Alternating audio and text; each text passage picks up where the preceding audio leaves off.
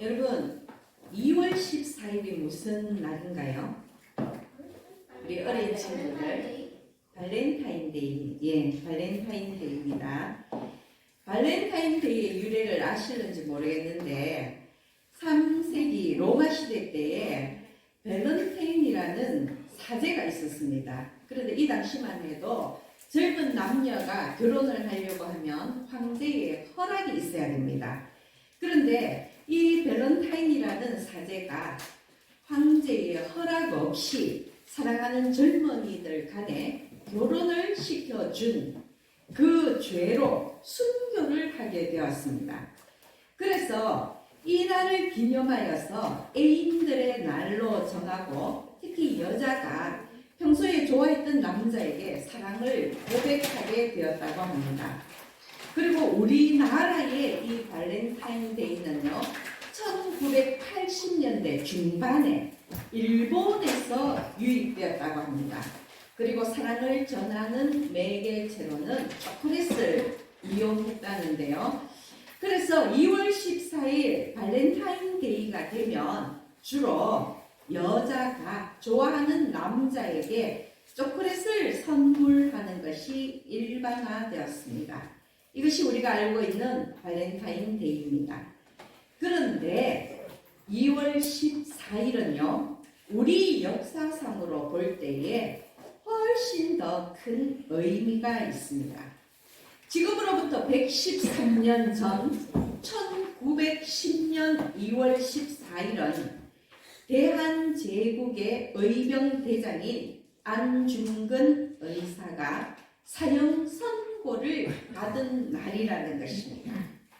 우리가 알고 있는 발렌타인데이 2월 14일이 우리 역사상으로 우리 대한제국, 우리 대한민국의 그 독립투쟁을 위해 싸우다가 이 안중근 의사가 사형 선고를 받은 날, 그날이 1910년 2월 14일이라는 것입니다. 아마 이 사실을 알고 있는 사람은 많지 않을 것입니다.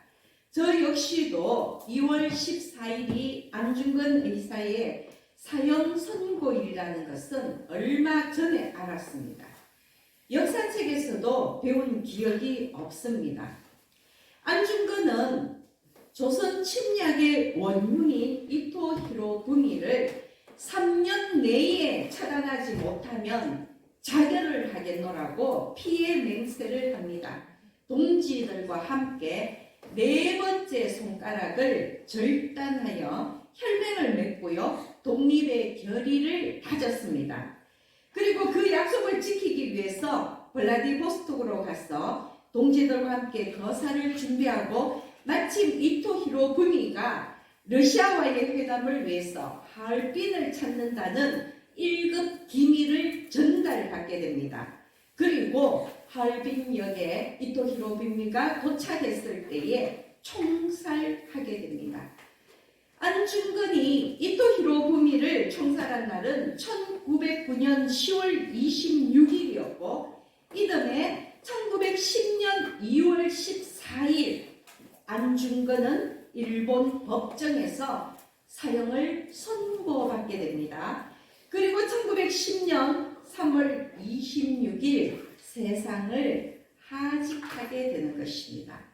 그런데 여러분, 안중근 의사 그리고 유관순 열사, 의사와 열사의 차이점을 아십니까?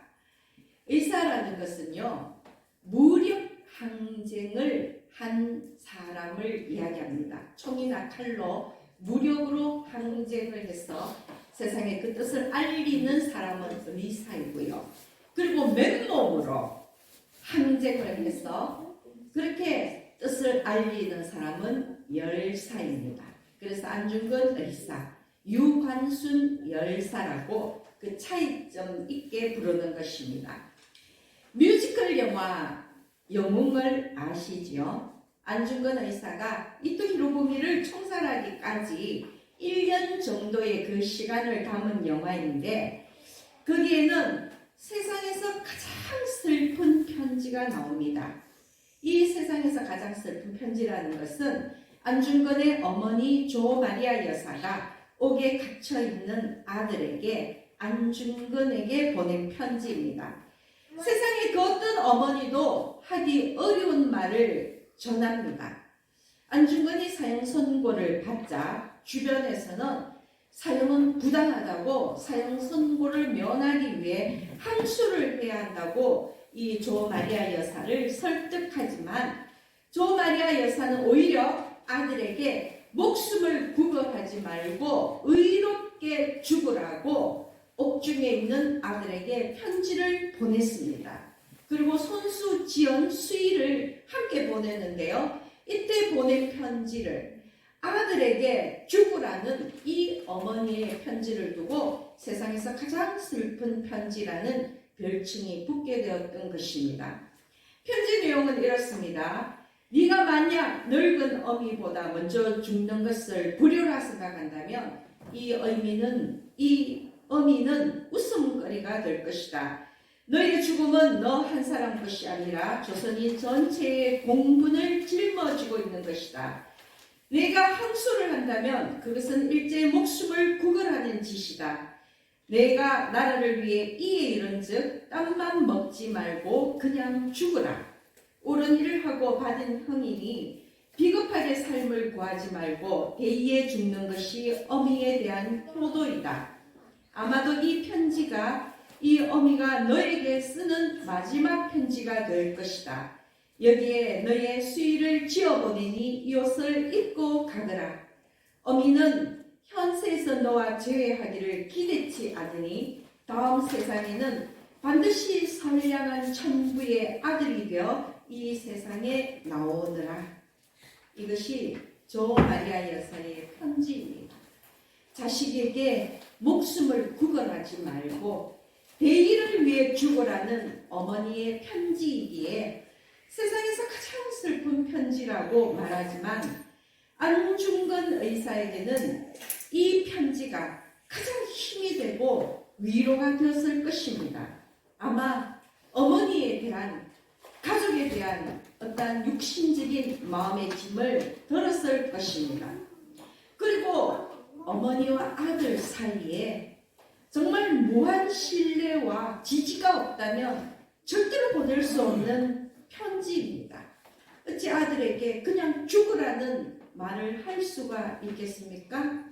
여러분, 자식의 손톱 밑에 가시가 들어가도 정말 안절부절하는 것이 부모의 마음인데 이 어머니는 아들에게 그냥 죽으라고 말한 것입니다. 저는 이 편지를 세상에서 가장 슬픈 편지가 아니라 세상에서 가장 아름다운 편지라고 고쳐 부르고 싶습니다.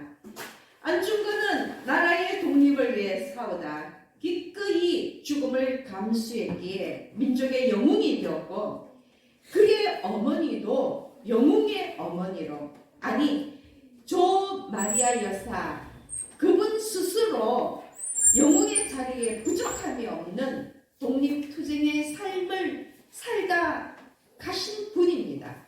그래서 안중근을 통해서 그 어머니의 생애까지도 새롭게 조명이 되었는데요. 그런데 여러분, 저는 이 편지를 읽으면서 또 조마리아 여사와 도마 안중근의 독립투쟁을 보면서 예수 그리스도가 오브랩되었습니다. 이 편지가요, 마치 하나님이 독생자 예수에게 보내는 편지처럼 느껴진 것입니다. 물론 저만의 감동일 수가 있지만 육신의 어머니 마리아와 예수보다는 하나님과 독생자 예수의 이야기처럼 느껴져서 저는 더욱더 진한 감동을 받았습니다.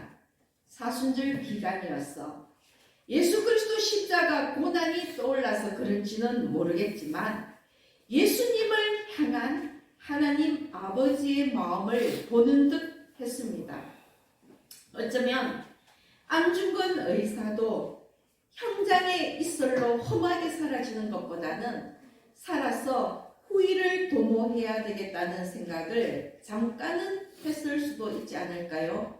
그러나 어머니는 안중근의 죽음은 한 사람의 것이 아니라 조선인 전체의 공분을 짊어지고 있는 것이라고 일제의 목숨을 구걸하지 말고 대의를 위해 땀만 먹지 말고 죽으라고 말했습니다. 안중근의 의로운 죽음이 가져올 그 막강한 파급력을 생각했을지는 모르겠지만 그냥 의롭게 죽는 것이 그것이 너의 십자가라고 말한 것입니다. 그래서 안중근은 후일을 도모하기보다는 오히려 주저없이 의로운 죽음을 선택했을 것이라고 개인적으로 생각을 해봅니다. 여러분, 예수님은 우리를 위해서 십자가를 지러 오셨습니다. 이 세상에 오실 때부터 예수님의 마지막은 십자가 죽음, 우리를 죄에서 구원하기 위한 의로운 죽음이 목적이었습니다. 그것은 변함없는 것이었고, 그리고 결단코 변해서는 안 되는 하나님의 계획이었습니다. 그러나 예수님이 그 십자가 죽음 앞에서 마냥 끝까지 담담하신 것만은 아니었습니다. 오히려 예수님은 고통스러웠습니다. 예수님의 고통은요, 앞으로 겪게 될 육체적인 고통보다도 사랑하는 가족과 제자들, 그리고 주인 없는 양과 같이 연약한 무리들, 우리와 같은 자들을 세상 속에 남겨두고 떠나야 한다는 생각에 마음의 고통이 더 심하셨을 것입니다.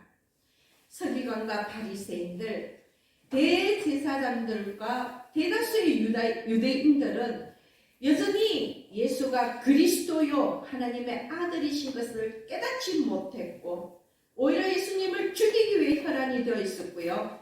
심지어 예수님과 동고동락한 제자들까지도 예수님을 세상적이고 정치적인 메시아로 오해하고 있었으니 그들의 영적인 무지함은 물론이요, 이후에 그들에게 불어닥칠 그 환란의 폭풍을 생각한다면 예수님의 그 마음의 고통은 이루 말할 수가 없었을 것입니다.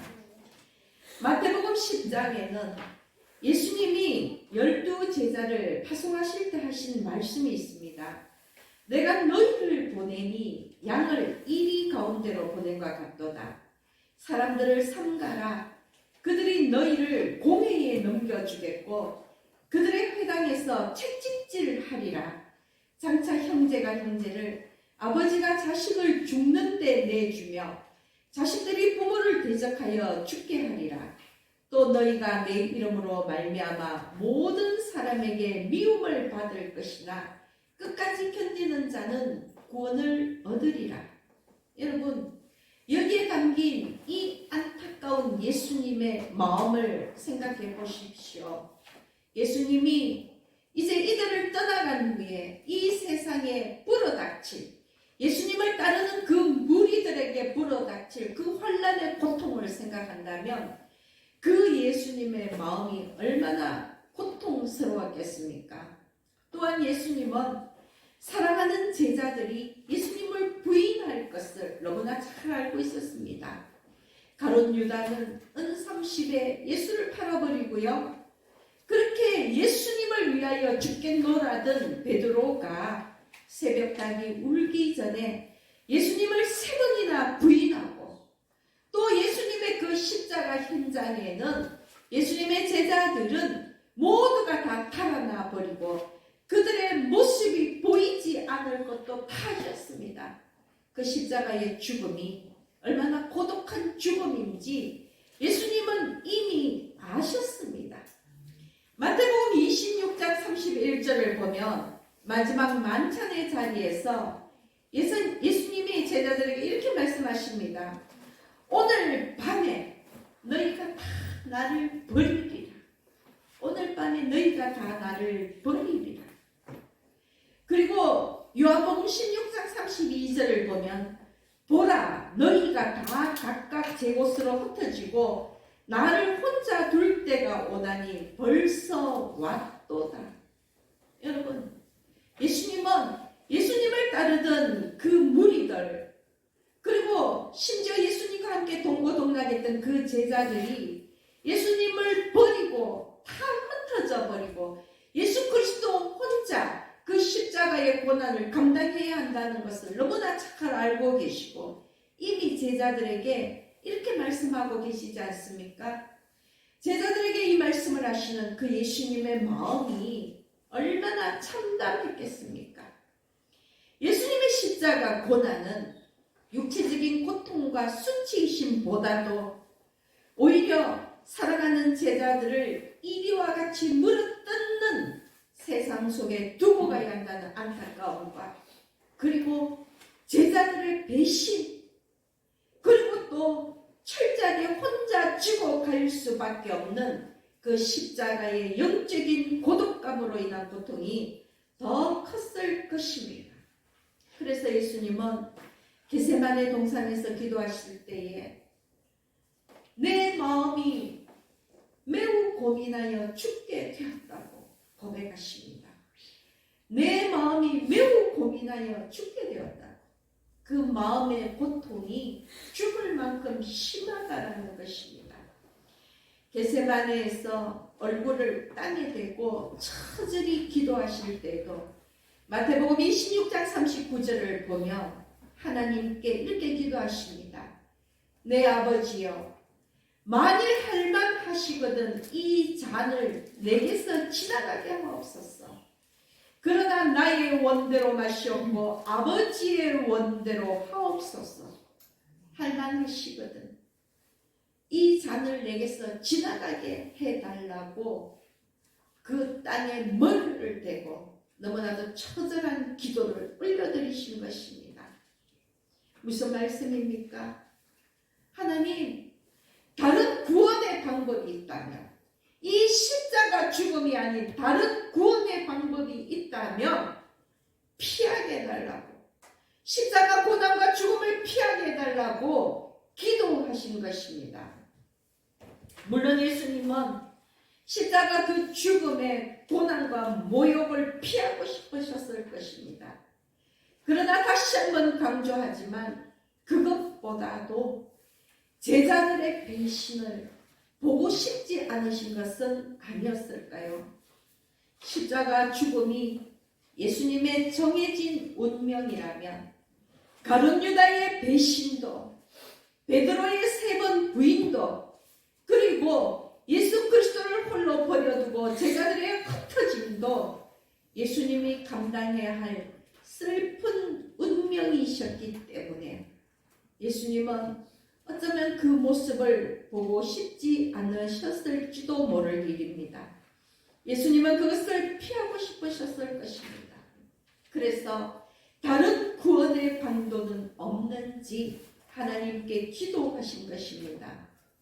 그러나 여러분, 예수님은 이 방법이 십자가 죽음이 예수님이 하실 수 있는 최선이자 최고의 방법임을 알고 계셨습니다. 인류 구원을 위해 이 땅에 오신 예수님은 철저히 홀로 이 십자가를 지시고 영육간의 고통을 감당해야 함을 아시고 계신다는 것입니다. 그것이 하나님과 예수님의 계획이었기에 너무나 당연한 것입니다. 그러므로 이 겟세마네에서의 예수님의 처절한 기도, 할만하시거든 이 잔을 내게서 피하게 해달라는 이 예수님의 기도는요, 십자가의 그 죽음을 부인한 것이 아니라 오히려 십자가 죽음을 맞이하기 위한 예수님의 마지막 결단이라고 보아야 할 것입니다. 그래서 예수님은 요한복음 17장에서 이 땅에서의 마지막 기도 중에 자신을 위한 기도는 물론 제자들을 위한 중보 기도와 그리고 이 세상의 모든 믿는 자들, 성도들을 위한 중보 기도를 하셨습니다. 그것이 오늘 본문 말씀 이 뒤에 쭉 이어져 나옵니다. 여러분, 요한복음 17장 4절, 5절 말씀을 보십시오. 예수님 스스로를 위한 기도를 하셨습니다. 아버지께서 내게 하라고 주신 일을 내가 이루어 아버지를 이 세상에 세상에서 영화롭게 하였사오니 아버지여 창세전에 내가 아버지와 함께 가졌던 영화로서 지금도 아버지와 함께 나를 영화롭게 하옵소서. 여러분, 이 4절과 5절의 말씀은요, 예수님이 왜 이 땅에 오셔서 사역을 하셨는지, 그리고 예수님이 왜 십자가에서 돌아가셔야 하는지 잘 보여주고 있습니다. 이유가 무엇입니까? 하나님을 영화롭게 하기 위해서라는 것입니다. 예수님의 지상 사역은 하나님께서 부탁하신 일입니다. 그리고 예수님은 이 일을 감당하셨습니다. 이제 십자가 고난과 죽음 그리고 부활과 승천이라는 이 땅에서의, 이 지상에서의 마지막 사역이 남아 있습니다.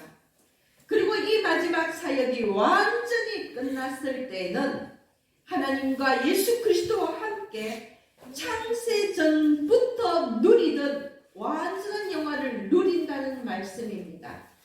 예수님이 이 땅에 오시기 전에 하나님으로서 하늘나라에 계시는 그때부터 예수 그리스도의 그 영광, 비록 이 땅에 오셔서 십자가 죽음을 통하여 수치와 모욕을 당하지만 그러나 이 십자가 죽음을 마친 후에는 이제 하나님과 더불어 태초부터 있었던 그 예수 그리스도의 영광을 함께 누릴 것이라는 말씀입니다.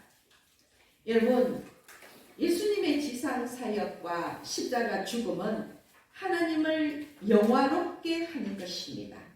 즉 인류 구원은 하나님과 예수 그리스도가 함께 영광을 누리는 일인 것입니다. 그러므로 십자가 고난은 죽음이지만 그리고 십자가 죽음은 영광일 수가 있는 것입니다. 예수님이 십자가 죽음을 맞이하신 것은 우리를 죄에서 구원하시고 하나님과 예수님과 함께 영광을 누리기 위해서라는 것을 기억하십시오. 그것이 예수님이 우리를 위하여 희생 제물이 되신 이유입니다. 예수님의 마지막 기도를 보십시오. 제자들을 위한 기도입니다. 11절을 보면 나는 세상에 더 있지 아니하오나 그들은 세상에 있사옵고 나는 아버지께로 가옵나니 거룩하신 아버지여 내게 주신 아버지의 이름으로 그들을 보전하사 우리와 같이 그들도 하나가 되게 하옵소서. 그리고 또한 21절 아버지여 아버지께서 내 안에 내가 아버지 안에 있는 것 같이 그들도 다 하나가 되어 우리 안에 있게 하사 세상으로 아버지께서 나를 보내신 것을 믿게 하옵소서. 성도들을 위한 기도입니다. 24절 말씀을 이어서 보십시오. 아버지여 내게 주신 자도 나 있는 곳에 나와 함께 있어 아버지께서 창세전부터 나를 사랑하심으로 내게 주신 나의 영광을 그들로 보게 하시기를 원하옵나이다. 아멘. 여러분, 예수님께서 십자가 죽음을 기꺼이 감당하신 것은 우리를 구원하시어서 우리와 함께 천국에서 예수 그리스도의 그 영화를 누리기 위해서라는 것입니다. 하나님과 예수님이 함께 누리시는 그 영화를 우리와 더불어 누리기 위해서 십자가를 지신 것입니다. 그것이 하나님과 예수님의 구원의 방법입니다. 그것이 하나님의 구속 역사입니다. 그리고 그것이 하나님의 세상에서 가장 아름다운 이야기라는 것입니다. 성경을 보면 겟세마네 동산에서 예수님이 피땀 흘리며 기도하실 때에 하나님은 아무런 응답도 하지 아니하셨습니다. 하나님은 침묵하셨습니다. 왜일까요? 이심전심 아니겠습니까? 그 어떤 말씀도 필요치 않았을 것입니다. 만약에 제가 지극히 인간적인 생각으로 하나님의 대답을 하나님의 응답을 추측해 본다면 예수님에게 다른 구원의 방도는 없으니 너는 그냥 죽으라가 아니었을까요? 조마리아 여사의 편지가 제게 신앙적인 감동으로 다가온 이유는 안중근의 죽음은 이미 개인의 죽음이 아니라 조선인 전체의 그 의로운 분노를 짊어진 죽음이기에 너는 그냥 죽어라. 너의 죽음이 영광이라고 말했기 때문입니다. 여러분, 예수님의 십자가 죽음은 안중근의 죽음과는 비교도 할 수 없을 만큼 차원이 다르지만 하나님과 예수님 그리고 세상 모든 사람들을 오직 영광에 이르게 하는 죽음이기에 하나님은 그냥 죽으라고 대답하셨을 것입니다. 그리고 그 침묵이 하나님의 대답인 것입니다. 이미 예수님은 하나님의 마음을 아십니다. 하나님도 예수님의 마음을 아십니다. 무슨 대답이 필요할까요? 그저 하나님은 침묵하심으로 인하여서 예수 그리스도 그 마음의 결단을 지지하고 계셨을 것입니다. 조마리아 여사는 편지의 말미에서 다음 세상에는 반드시 선량한 천부의 아들이 되어 이 세상에 나오느라고 아들에게 말했습니다. 천주교 신자이지 않습니까? 당연히 성경 말씀을 알 터이고 저는 이 끝 구절을 읽으면서 부활신앙을 떠올렸습니다. 이 세상에서의 죽음이 마지막이 아니라 영생으로 이어진다는 것. 예수 그리스도가 이 땅에 다시 오실 때 모든 죽은 자들이 부활한다는 그 부활의 소망을 아들에게 피력한 것입니다. 그리고 그 믿음 때문에 그냥 죽으라고 담대히 말할 수가 있었던 것입니다. 너의 죽음은 믿음의 그 용기를 바탕으로 했기에 너는 결코 죽어도 죽는 것이 아니다. 너의 죽음은 영생으로 이어질 것이다. 바로 그 신앙이 이 편지에 담긴 것이라고 해석이 됩니다. 조마리아 여사와 안중근은 천주교 신자였습니다. 하나님을 믿는 자입니다. 예수 그리스도를 아는 자입니다. 그들의 독립투쟁의 용기는 분명 예수를 믿는 믿음이 바탕이 되었을 것입니다.